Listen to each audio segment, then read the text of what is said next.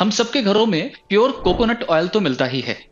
अगर आप एक लॉ स्टूडेंट हैं तो कोकोनट ऑयल को आप किस रूप में कंसीडर करेंगे, एडिबल ऑयल या हेयर ऑयल? क्योंकि हमारे देश में हर घर में इसे दोनों ही रूप में देखा जा सकता है। सुप्रीम कोर्ट के सामने यही क्वेश्चन था। सन 2018 में एक स्प्लिट डिसीजन आता है जिसमें जस्टिस रंजन गोगोई के द्वारा कहा जाता है कि प्योर कोकोनट ऑयल अपने आप में एक एडिबल ऑयल है। वहीं दूसरी ओर एक दूसरी न्यायाधीश महोदय के द्वारा यह कहा गया कि ये कोकोनट ऑयल अपने आप में एक हेयर ऑयल है, because it is being packaged in a pack which is being used in form of a hair oil.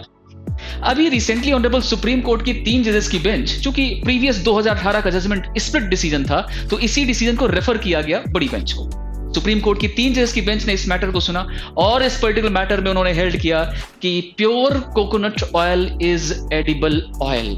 इसका नाम है commissioner of central excise versus Madan, Mrs Madan agro industries private limited 2024। इस decision में supreme court ने कहा कि pure coconut oil which is packed in a particular container, it is edible oil.